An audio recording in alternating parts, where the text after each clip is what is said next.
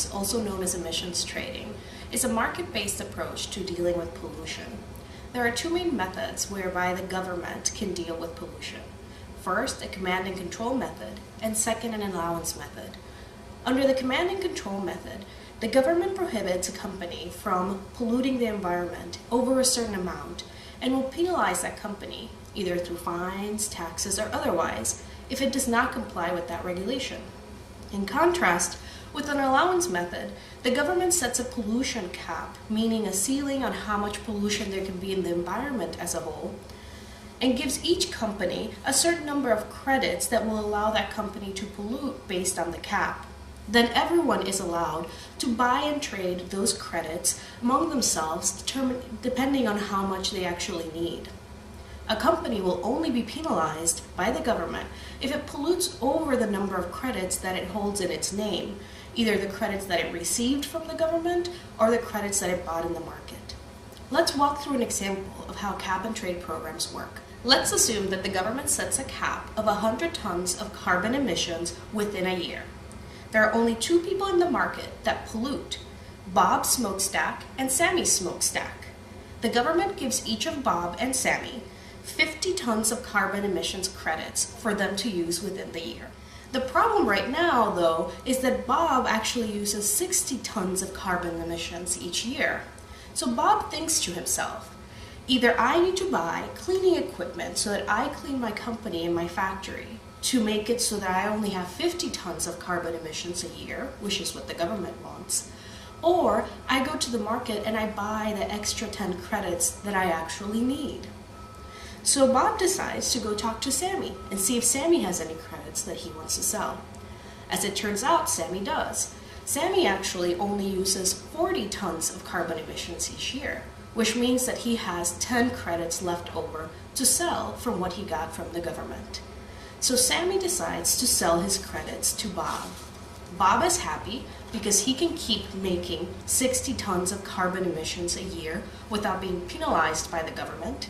Sammy is happy because he keeps his 40 tons of carbon emissions and made money by selling the 10 credits he didn't need.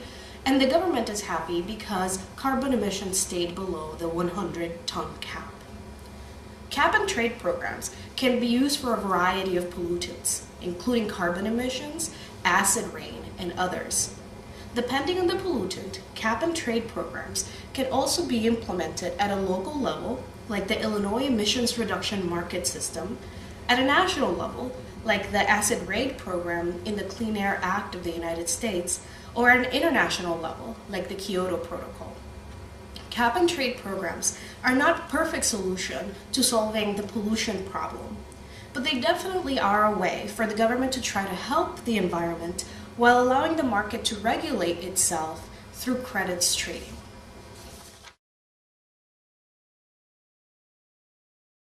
As where a real problem is that I have my own car and I drive to school. I don't even pick anybody up. Like, it should be something that's more encouraged. Or you want to grow up and have a big house and a big fat SUV and take your kids to soccer practice. And that's the way of life, and it's much different. Oh, yeah. Something bad has to happen in order for us to get a clue. You know, because, you know, let's prevent something, but nobody really takes it as serious until, like, something, I don't know, happens. You know? Which is that we already set on this standard of living that we need huge trucks, we need anything that makes us feel like comfortable. We need luxury. It's in the sense that we just don't feel like we need to change the status quo. Out of everyone here, I'm pretty sure everyone's already taken to know that, yeah, global warming's bad, but probably within a month, everyone's going to forget it. It's just something that we just need to concentrate on more instead of just saying we're going to do something, but then forgetting about it. And in a time of economic crisis, tackling and throwing money towards global warming efforts, right, to reduce emissions and those kinds of things maybe shouldn't or is not going to be our top priority. What do you think? Do you think that where should global warming be on our priority list with everything that's going on in our country right now? We moved global warming up on like our list of important subjects that we had to face.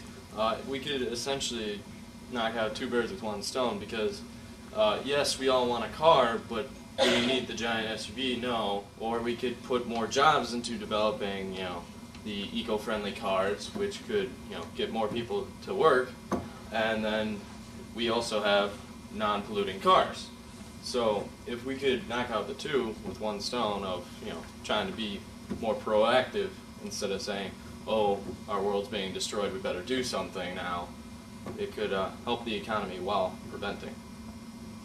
Though I think one of the biggest issues why concern about global warming hasn't grown yet and why concern about the economy still remains paramount is the fact that the economy, at least the issues in the economy, personally affect a lot of people. So we can connect to the issues of the economy, but we can't connect to global warming, and that perhaps is why we haven't acted on it so much.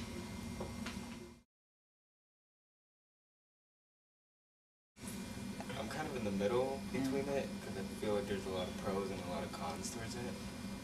Just because I know the U.S. probably does take advantage of it, and I feel like the cap and trade is just pretty much gonna it's not gonna do much. It's gonna leave everyone as they are because small countries are gonna have small credits. They're not gonna get the chance to grow.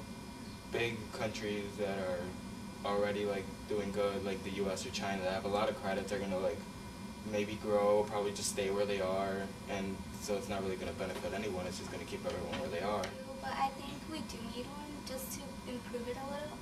Just make it more even for everybody to have certain, like, you know how they have the tokens that companies do?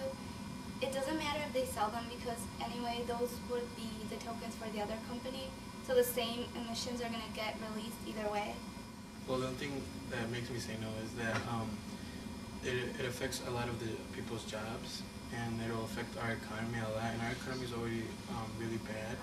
So I think we need to kind of fix that first, our economy. I agree with Kenny that I don't really think that it would work because if there's room for corruption or if there's a loophole, somebody will find it and take advantage of it. And the thing I disagree with is that you can sell your extra, like you can sell your tokens, and I don't agree with that. I think that if they decide not to use it, those should just be taken out of the cap, and because that would reduce it more than I didn't use it so you can use it, and the whole point is reducing emissions, so I think that would be a way to reduce it. So I'm leaning more towards no. Yeah, I think the whole thing it's a good idea, but they need to make reforms in it just to make it better so there's less opportunity for corruption and loopholes. I'm in the middle, but I'm more leaning towards the yes side because this is where we live, and if we don't protect it and stuff, it just, one day it's just gonna, won't be stable. So if we can take care of this and make it better somehow in the first place, that would be good. And then as we do that, like the economy wouldn't be as good as my peers said, but with time, I think it would get better. It does what it intends to, which is, sets a limit of emissions and keeps it that way. Since, you can't go other than that or else you get taxed or fined or something like that. So, I mean, that's one good thing. But then there's a bunch of the negatives, which, companies can just trade and sell and, credits, and then they can just pollute as much as they want. Also, countries that are developed they usually have more credits because they have a bigger industry. If you see everything as a global community, big nations such as the United States and China, they get more credits, they get to pollute more, while, maybe not, they're not as hurt as much as some other small country